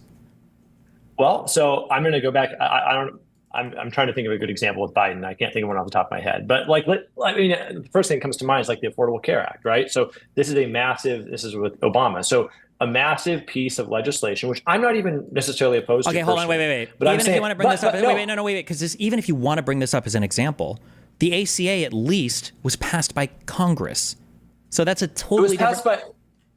Yeah, but it was passed by Congress, pushed by Obama, and they didn't know the constitutionality by which it would even be supported. So my point is you're pushing something that are we going to try to support it under the Commerce Clause? We're going to try to support it as a tax upon the American people, whatever. We're pushing something through that we don't know whether it's even constitutional or not, and it will get reviewed. Sure, but we don't know. But don't you think there's a huge difference? How is it different between getting a congressional majority to pass an act supported by the president versus just the president unilaterally acting? There's a huge difference. No. Well, no, the president unilaterally acting is allowed under the Constitution. So the Constitution governs when a president can unilaterally act. I'm not saying whether or not he's allowed. Well, we don't know in all these circumstances so far where they're being challenged with TROs. But I'm just saying, you asked me what's the difference. Well, the difference is one man doing a thing to push the envelope as much as he can, in ways that are probably legal, versus a guy pushing the envelope with an act with a huge piece of legislation passed by the whole Congress. I think that's a far different thing, right? It's different in kind a little bit. I mean, it depends a little on the starting bit. There's point. a difference between a whole congressional act passed and the amount of agreement that you need across both sides of the aisle to pass a thing versus just one man unilaterally with the stroke of a pen making huge changes to the international order and the economy. No, I agree that there's difference in as far as the number of people that need to agree to pass it. But my point is from a constitutional perspective, there's just as much constitutional gray area of Congress getting involved in something like that, and then some of Trump's executive actions. So, because both are given constitutional authority to do certain things under the Constitution, it just depends on the article that you look at. And so my point is that there's constitutional gray areas all the time, and that's why in a lot of legislation, they include expedited review provisions where they say this doesn't even have to go to the normal trial court. It goes right up to whatever circuit court for review because we know it's constitutionally very vague or very gray. Sure, but I mean, at the end of the day, the ACA survived Supreme Court review, so. As a tax, which is not what they would. So the only way it survived is as a tax. It survived as a Supreme. So I mean, like that, the Supreme Court is a law. They interpret the Constitution, which is the law of the land. I mean, we can not like it, but I mean, it survived the constitutional review, right? And I actually do like it. So I actually don't think the ACA is necessarily a bad thing at all. I think it. In fact, I wouldn't even be. But even if I'm just saying that. Well, I'm just saying real quick, like the comparison of the ACA, which was however many decades ago, right, a decade and a half ago, comparing the ACA, which was it was legislation passed by Congress, supported by the president, reviewed by the Supreme Court, and okayed. To compare that versus Trump's actions in 6 weeks that have already got multiple temporary restraining orders issued against the government, I just feel like this is like a night and day comparison. It's a huge difference. Yeah, I mean, it depends on how you package it. Yeah, I mean, like I said, you're trying to put me in the box of like defending Trump's executive orders, which I'm not doing. I'm just saying that the absolute statements that you were making as far as Democrat presidents kind of work within the confines of the law and work as governors, those types of things, like they'll push the boundaries in many ways just as much as Republican presidents have done. Sure, I just feel like that hasn't been demonstrated yet. If the ACA was joint legislation by Congress, it's way different than pushing the boundaries of executive power. Like if Biden would have been like pushing Trump, the boundaries of legislative power. Sure, but that requires the legislature. That's a whole ass branch of government working with you, not just one man in the White House, right? Yeah, but I don't think Trump is going to issue an executive order that revolutionizes the healthcare in America. Trump tried to issue an executive order rescinding birthright citizenship. Why would he not?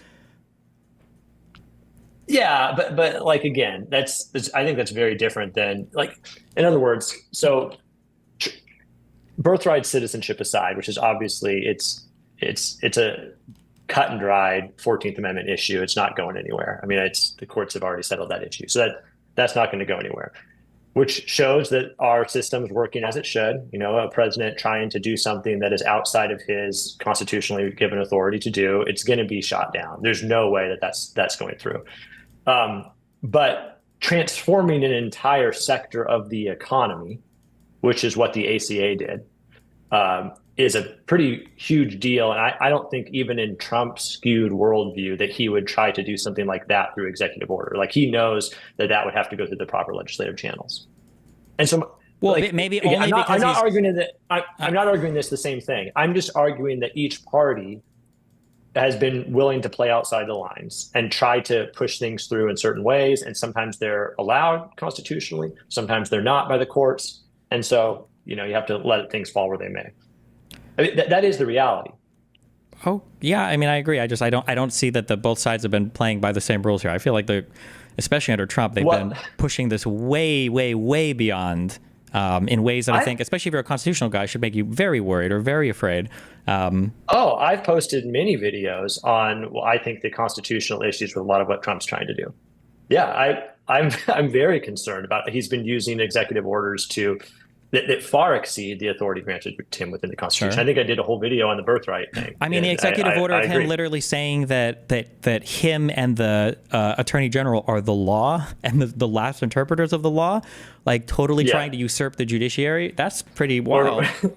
Or where he said, wait, what was the one where he like quoted Napoleon and basically said he was you like can't break the law if you're saving the country? Yeah. Yeah, right. No, and I think it's super dangerous rhetoric. And I did a whole video on that one too, actually. And the responses I got from Mega were, hey, Trump's just trying to rile feathers. He doesn't actually want to do that or anything, which is, if you could say that about anything, it's like what do they call it? The gap theory, where like you can just explain away anything as if he's just kind of talking crap. Sure.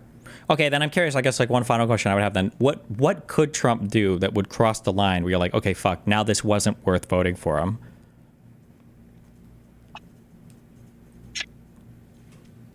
I think that, so.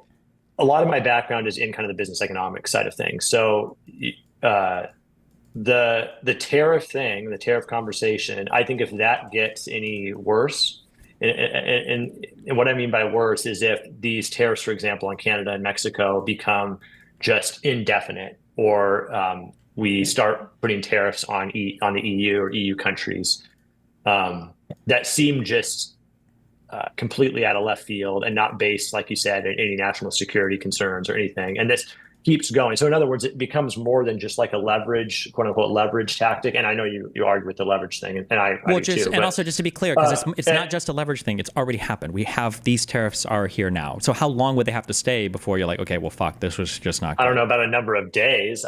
But see, like I know you're trying to corner me into a position. Like if the tariffs are here 15 days, then I think whatever. I think that you constantly get new information, you're constantly getting new data, and so I think if what Trump said about tariffs across the board, and he used that phrase a number of times, turns into more of an actual reality where he's not just using that as a negotiation anchor point, but is using that to, for example, try to raise revenue for America. I think that's when it becomes a major issue. And I certainly I have been, but I'll continue to be super critical of it and be like, like this could have been a mistake. This could have been a mistake. Okay. And I guess my only frustrating point, to reiterate again then, is that like the issue that we had with Kamala was that she was saying some things, and it's possible that maybe they would have tried to do these things, and just the possibility that some of these actions might have been bad, even if they wouldn't have been able to do it, that's enough to say, like, I could never vote for that. The 35% corporate tax rate hike, which I don't think she would have done. I don't even know if you think she would have gotten that through Congress. That's enough to be afraid of it. But Trump, who's already done these tariffs, already has more tariffs announced for the EU in April, has after he took office. So my point is, no, like, Trump was talking about tariffs before he took office. Why are we saying after? He said this before. Tariffs was his favorite word. He said it before he got elected. No, I know, but Kamala said these things before she would have gotten elected. So my point is, they both. But Kamala can't unilaterally raise the corporate tax rate. She can't do that. But yeah, of course. But like the president's, like, it's the bully pulpit. They can try to do whatever they want, right? They can push Congress to try to do certain things, and they can do X, Y, and Z. And when Trump talked about tariffs, like you didn't know what he was going to do. You didn't know if he was going to actually do what he said he was going to do. Trump says a lot of things that he doesn't do. The candidates on the left say a lot of things that they don't end up doing. And like we just talked about with Biden, and like how he was going to change the tax plan X, Y, and Z, and he couldn't get the support. So like there's a lot of things that are said, and you have to figure out, like, okay, what do you think is actually going to happen? What is not? I mean, we're 6 weeks in. We're in a very short time period. I think that there's going to be possibly some good things that happen. I think there's probably been some good things that have already happened, and you're going to always look at it from kind of what are some good things? lens. What are some good things that have already happened? I told you. I said I think that a lot of what Elon is trying to do in the executive branch is a positive. So the executive branch needs to be reduced in size. But to what? We don't even have a size in mind. How big should it be? Is 1 million too big? Should it be bigger? Is it larger than other branches? I don't think it's a number. I think that you need to go through and see what is the fraud, waste, and abuse that's happening. But DOGE is not finding fraud, waste, and abuse, right? That's not what they've done so far. Like what fraud, waste, and abuse was found in USAID before they cut the funding for it? Yeah, I haven't seen. Like I said, the USAID. Nobody's seen it. Nobody's seen any of it. Or any of it. Or the U.S. Treasury payments being froze. What for waste, fraud, and abuse have they found? Nothing so far. Yeah, I mean, I think so. But over time, I think that looking to cut certain things, even if it's not fraud, waste, and abuse, is cutting waste and too many things that we don't need. And I think that's a positive thing in general, because isn't that what the OIGs were for? The Office of Inspector Generals? Like, yeah, maybe. But like this is pushing that a little bit. For sure. And you can argue with the methods, for sure. I think that it probably stands more within Congress, and that's probably what needs to happen. But this is pushing the issue to the forefront, which needed to happen. We can't continue going in deficit spending. People think that this can just go on indefinitely, and it cannot. The only reason, so let me put it to you this way. The only reason that the United States right now is where it's at economically is that people want to, other countries, and then you and me, other people, want to buy United States bonds, and the interest rates are super low, right? So the United States can be where it's at. The moment that there's less confidence in America economically because of that, interest rates go up. There's not the opportunity to borrow nearly as cheaply as we've been borrowing, and all of that starts to we death spiral. And so that's the thing that can probably destroy America faster than anything else. So we're talking about all this other stuff like, oh, this rate or that rate or like X, Y, or Z needs to happen. But when the rubber meets the road, if America does not get control of its spending problem, eventually it's gonna teeter off the ledge. And so what does America need to do to get a hold of its spending problem? I think the executive branch is a great place to start. I just like that. It's just like I don't understand anything that was just said. I'm just so confused because the current projections are like $20 trillion of additional debt over the next 10 years. That's what the current projections are because he wants to extend the Tax Cuts and Jobs Act. He wants to extend that. We don't see any real cuts being made from government. We can talk about the federal government all we want, but the reality is non-discretionary spending makes up 70% of our budget, and we're not cutting Medicare and Social Security. And we haven't. But like the left accuses that. So like, I'm not talking about the left accuses. I'm just saying that realistically, do you think the Republicans are asking for a $4 trillion increase in the debt ceiling, or did we already get it? So Trump hasn't shown himself as being somebody that can effectively manage a budget at all in his own personal life, whether it's through multiple bankruptcies or whether through the federal government when he came in with a hot economy and still ran larger and larger deficits. And all the projections are that the deficit's going to get massive even more. So I just don't see how, if that's your issue, I don't know. Yeah, it just. Well, you asked me what I thought was something good that the administration has done within the first 6 weeks. And I think bringing those issues to the fore and having a real conversation about are these specific departments or agencies necessary. But we're not having a real conversation about it. That's the issue. If you want to do something about your deficit, your fiscal policy, there's two things that you can do. You can either increase your income or you can decrease your spending. We are never, and I'm sure you agree, we are never saving a significant amount of money. Even if we had a godlike figure come down and find every amount of waste, fraud, and abuse in the federal government, what is it, 3%, maybe 4%, 5% if we're generous, of our discretionary spending, like that's it. You're not saving much. And Trump hasn't talked about cutting any spending for real, and we're dramatically decreasing our income. I agree. So there's no path forward. How do we see right now that we think the deficit is going to get smaller or the debt's going to start to go the other way? The last surplus we had was under a Democrat president. It was under Clinton. Yeah, but to say like, at most we're getting 3 to 4%, from cutting spending, I don't think that's nothing. I mean, I think that's important to look at. And by the way, I actually think that we need to look at increasing, how can we tax the wealthy more? I think that's an important conversation to have. And I don't think it's probably through the income tax. So are there ways to get, it's probably some type of consumption tax. I think that it has to be consumption tax. How would you target a consumption tax towards wealthy people? I don't know. You'd have to try to. I think there's probably ways you could try to figure it out. Why not just wouldn't like a progressive income tax just be like the easiest way to do it? I feel like that's like the easiest.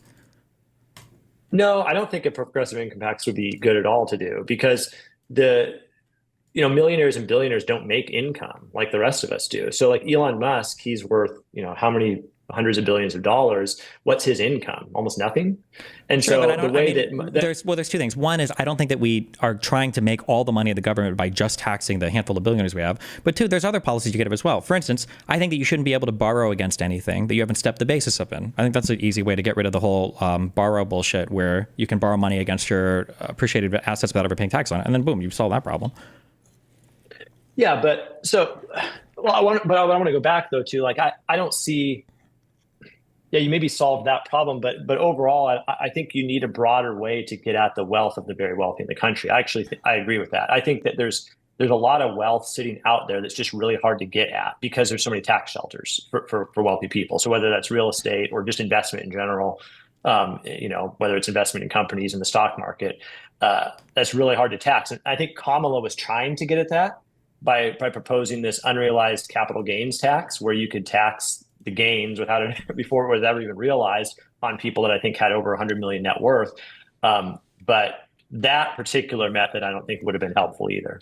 So I think you have to find is there a single thing that Trump has suggested to increase revenues in the government besides these tariffs? No, the only I've seen is tariffs. Yeah, I haven't seen anything else. And if assuming that, there's a hidden third way to increase your tax revenues as well, right? Which is to increase the size of your economy. And we saw the Atlanta Fed or whatever was projecting a 3% contraction.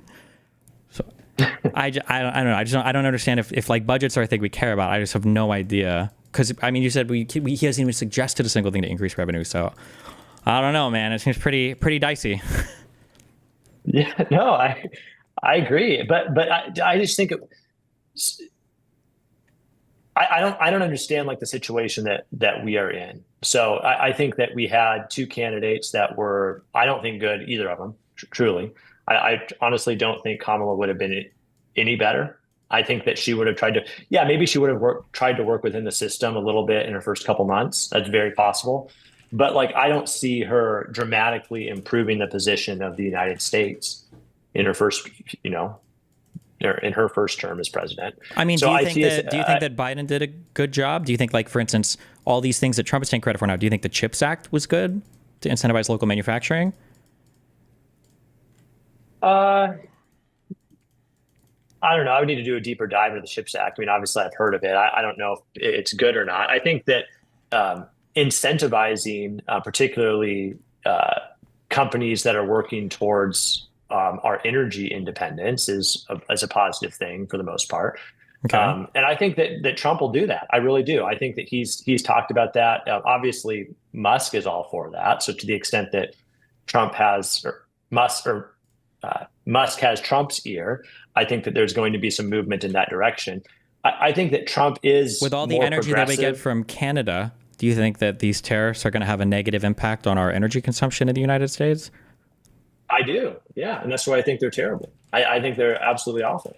But I think that I would say within the next 10 years, and I'm not an expert in this area, but I'd say within the next 10 years, there's a very real possibility if we incentivize enough, if we incentivize private industry enough in this area, that solar becomes a replacement for a lot of this. I really do. Yeah, but Biden made the largest green energy investments ever, and Trump is talking about clean coal. How do we compare these two things here? Yeah, well, I don't know.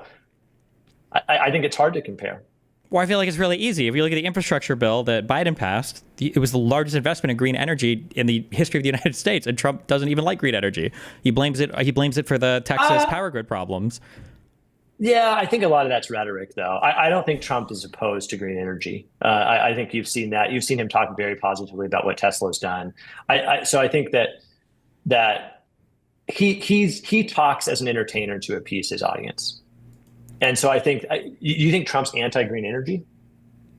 Like, you think yes. he would? I think he's talked about clean coal a ton. He's talked about how important it is to open up our oil reserves more, even though we produce more energy and ship more energy under Biden than we have in all of U.S. history. He was unable to pass any major legislation at all about infrastructure, but anything pointing to helping green energy. I believe the Trump admin has started to rescind, I think, some of the funding that was on the table for solar energy. Yeah, I would need to check on that. The only thing he said positive, he said positive things about Tesla. Yeah, but his best friend is Elon Musk. I don't know if that's an explicit support of green energy. I don't see any movement in that admin to support green energy. He talks about how the whales are dying and they need therapy from the solar or from the windmills. Is Trump the guy we're looking to? Did he really? Yeah, is Trump the guy we're looking to for green energy? No, I'm not saying that Trump's the guy we're looking to for green energy. I'm just saying I don't think he's necessarily opposed to it. I think he speaks to who he needs to speak to get elected. He's a pragmatist in that way. People will say what they need to say. So like you saw during the campaign where Biden and then Kamala was like backtracking on all their statements about being anti-fracking, right? Like, yeah, of course they probably are anti-fracking, but they're not going to go out and say that. So they got to backtrack because they got to get voters in Pennsylvania. Well, when you say backtracking, hold on. But the Biden administration supported fracking. Those were statements that Kamala had made in 2019. Again, the Biden administration we support our local domestic energy. Yeah.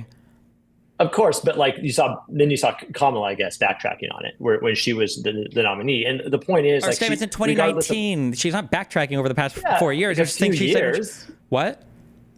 Well, she was running as a candidate to the left of Biden, though, and the American electorate rejected that message, so she changed her policies accordingly, right? I don't think there's anything wrong with that. As opposed to Donald Trump calls it the great new scam.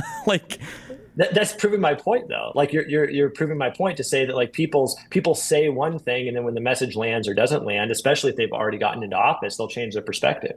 My point is, I don't think Trump is necessarily. He will say what he needs to say to get elected, just like a lot of candidates will. And then when he gets into office, he'll do X, Y, and Z. I don't think he has anything personally against green energy. I just think that that's something that it might not line up exactly with what he said on the campaign trail, but who's time in office does.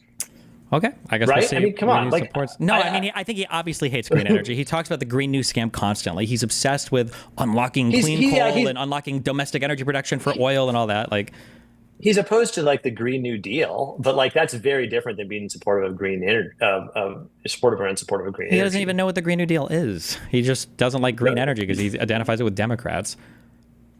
Well, yeah, because proposed legislation like the Green New Deal has identified with Democrats. It's not.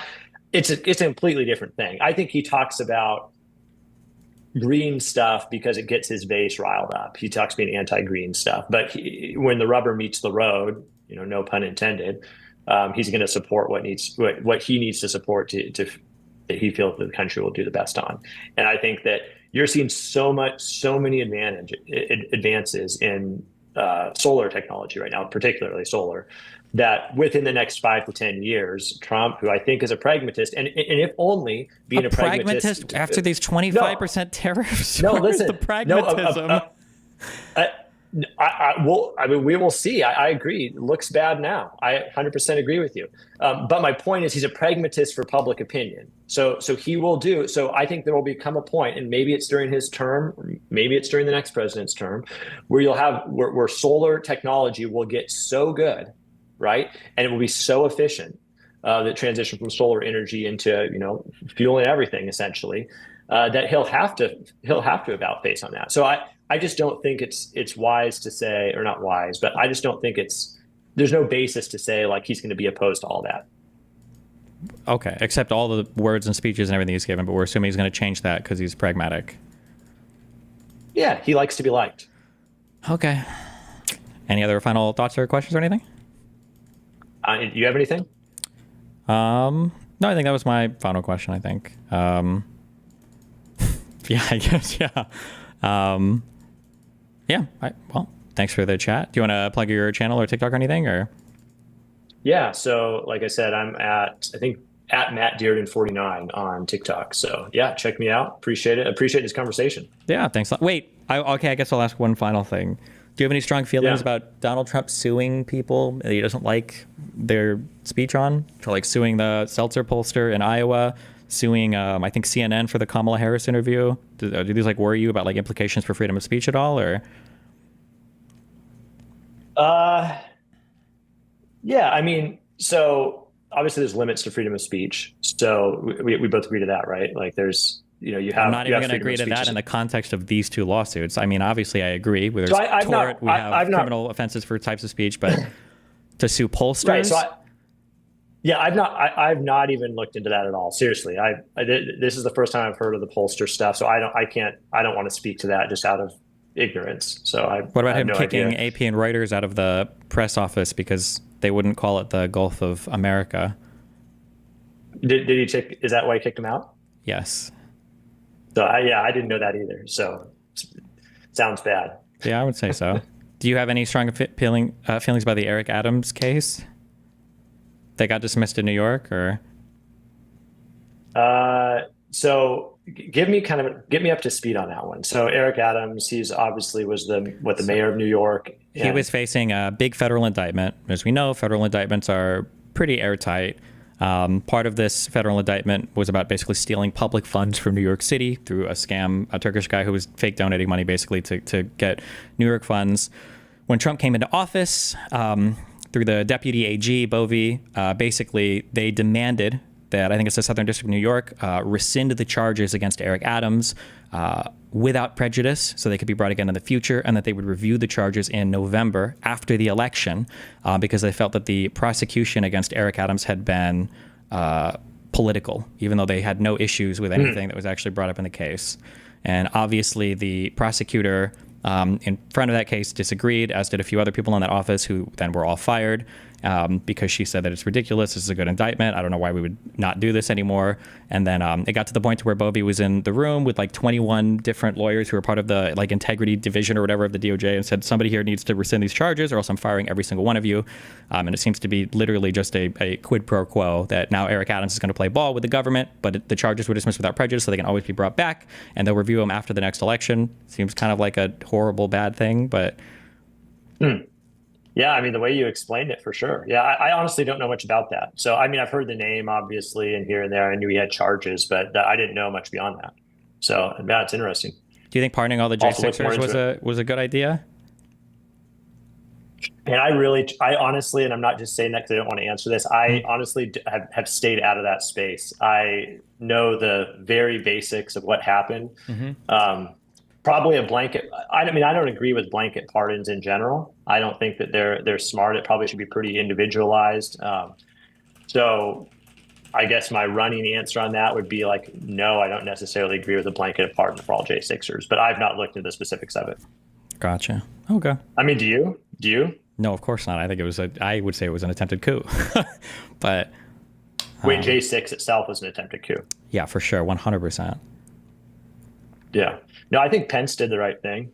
Mm-hmm. I've always stayed on that. I think that was I don't know what I think else of Pence as a politician, but I think that was a tough moment, and I think it did take some courage to do what he did in that moment. Sure. Okay. Well, So, yeah, thanks for the conversation. I enjoyed it. yeah, same here. Yeah. If you ever want to talk again, feel free to DM me on Twitter. We can always, chop shop. All right, sounds good. Appreciate it. Yep. Have a good rest of your day. See you later. Bye.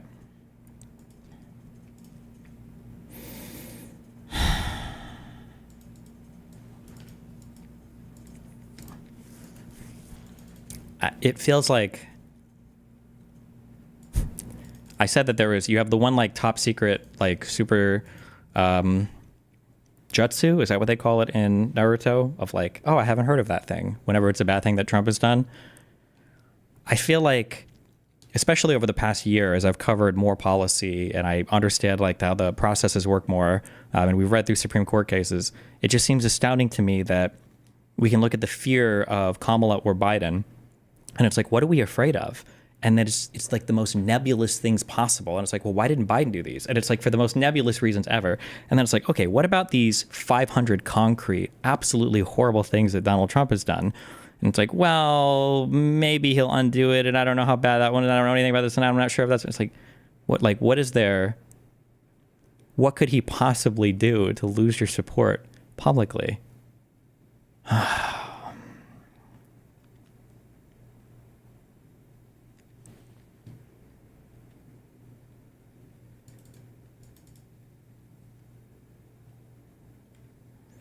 Oh, yeah, Yabon or whatever. You sent me that tweet, and it's so fucking true. This, some